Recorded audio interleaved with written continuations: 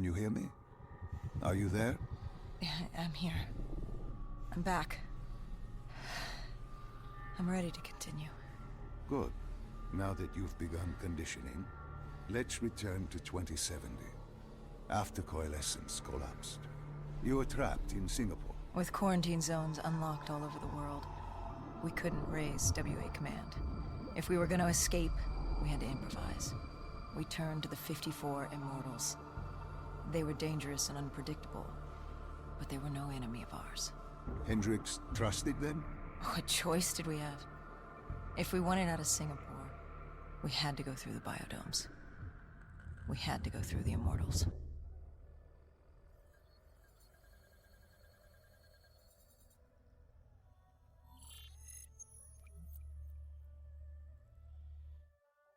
Getting in was easy.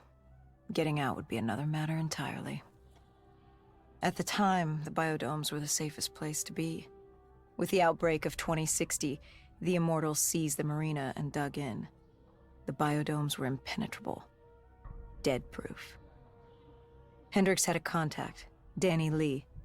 He was slimy as they come, but he could get us transport. Not only that, Taylor had beaten us out of the biodomes, and Danny claimed to know where he was heading. They had this information. Danny was convinced Goh Xiulan had info on her central server. They were doing us a solid, really.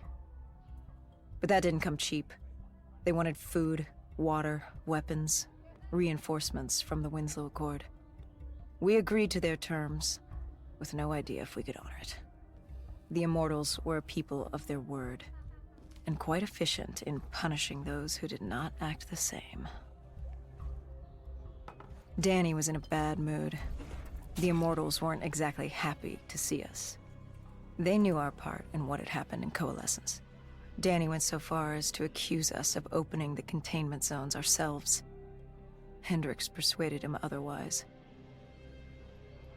But that didn't change how I felt. We were there.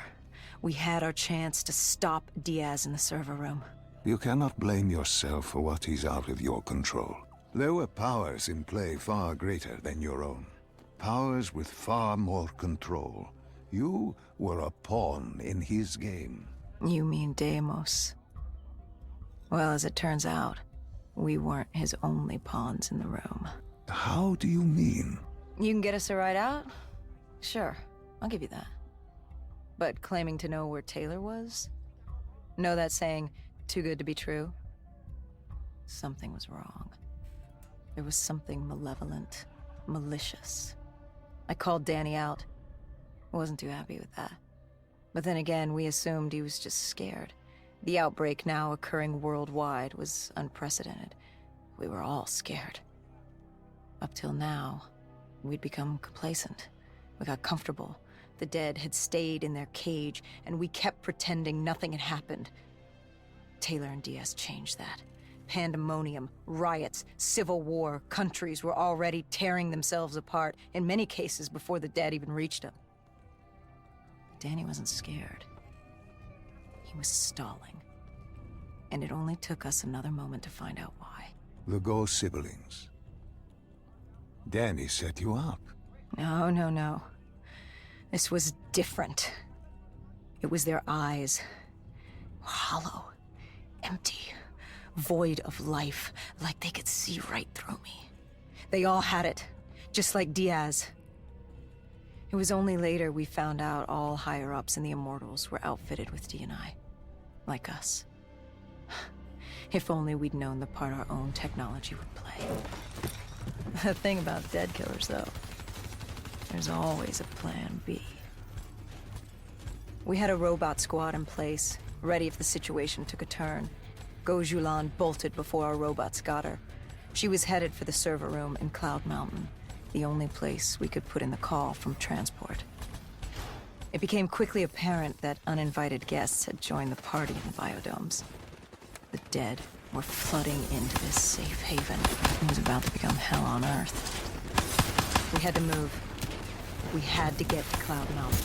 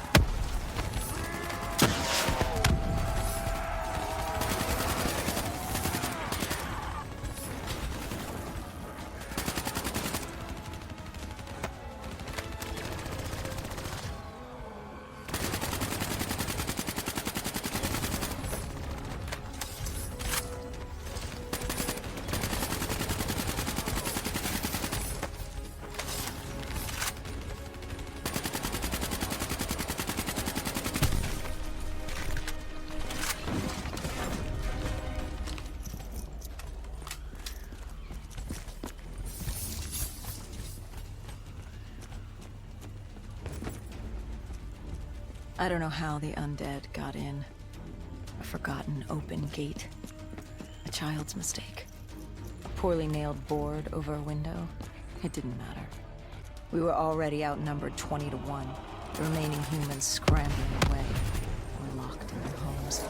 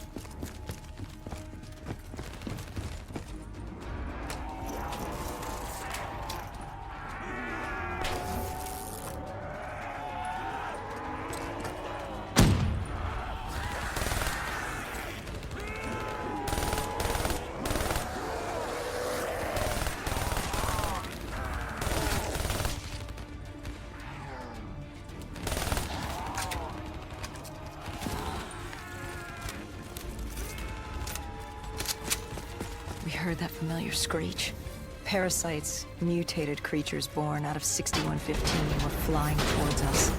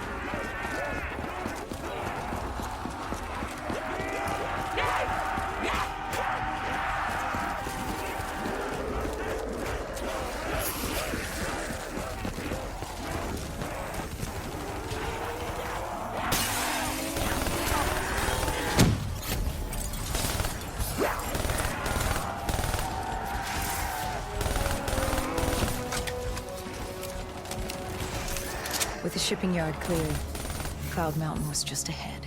The server room at the top. We had a long climb ahead of us.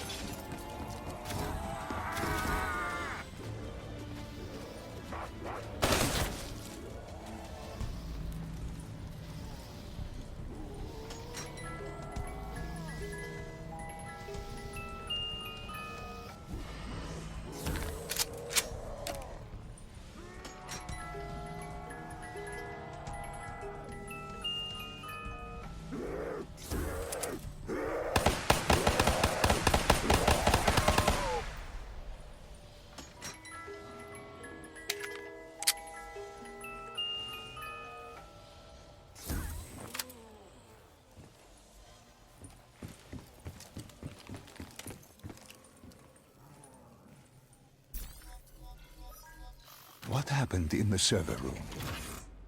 By the time we got there, Goh Xiulan encrypted her hardware, locking us out of the central server. Hendricks stepped in, but we were a few seconds too late. Damage was done. Why did she lock you out? It didn't make any sense. Sure, we weren't on the best of terms, but this wasn't her. Something else made her do it. Something was controlling her. The encryption used a biometric hand scan. Hendricks tried to unlock it. But the Goh siblings were smart. They'd set up an access system requiring both of their hands for authorization. And her brother was shredded with bullets back in the bar. We could hear the horde coming, and we only had one sibling. But she did have two hands. You chose to cut off her hand. Why? I hoped the biometrics were interchangeable, allowing the siblings to use either reader. If we were calling transport and getting out alive, it had to work. Lucky for us, it did. Hendricks interfaced with the system. He was able to raise WA command. We needed a ride out ASAP. They had a VTOL a few minutes out. Rendezvous was set for the top of the dome. But Hendricks wanted to know what Goh Xiulan had on Taylor. Anything, even the smallest detail, could be helpful in picking up his trail. That would take some time. And time was something we didn't have. Hendricks searched the archives. I dealt with the incoming horde.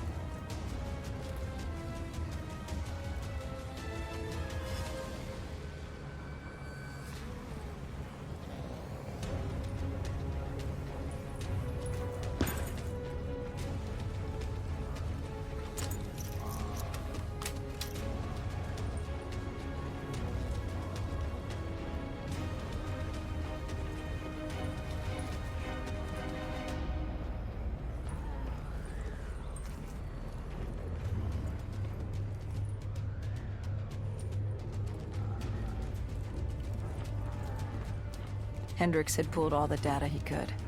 I hoped it was enough. Our pickup was in position. It's time to get the hell out of here. Our bird wasn't alone in the sky. Our VTOL had caught the attention of an old automated freight. We needed to find another way.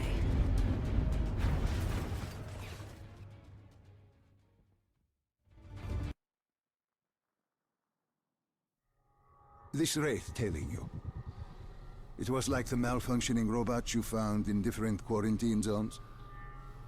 The kind targeting anything and everything as an enemy. Just like that. Except on a much larger, more deadly scale. And this one was very interested in us. Command had an exit route.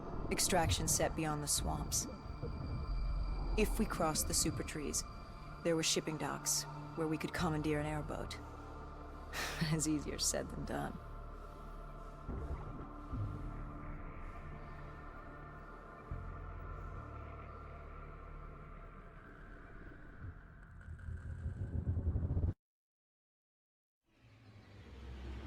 Between the flesh eaters and that wraith eyeing us, the super trees would be no walk in the park. We had to haul ass and stay out of sight. But they weren't our only concern. Winslow Accord picked up chatter ahead. Apparently, we weren't the only humans using the docks to escape.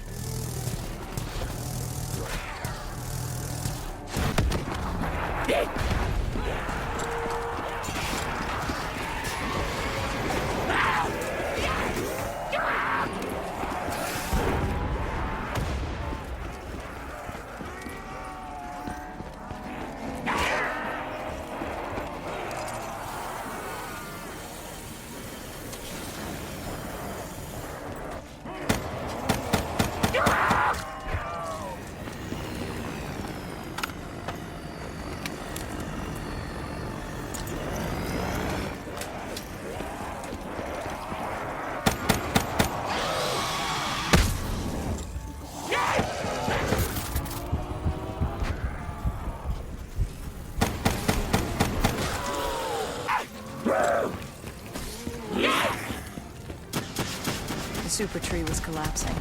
The only safe route to the docks was up. Chatter confirmed the 54 Immortals were scrambling to get out of the biodomes through the swamps.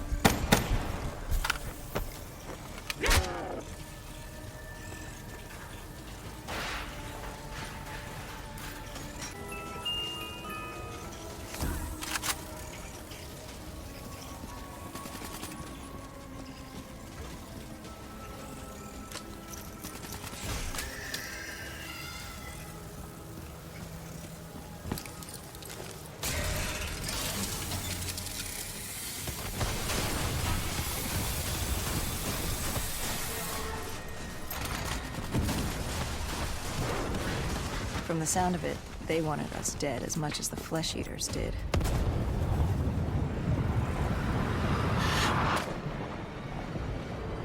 Looked like we were jumping from one bad situation into another.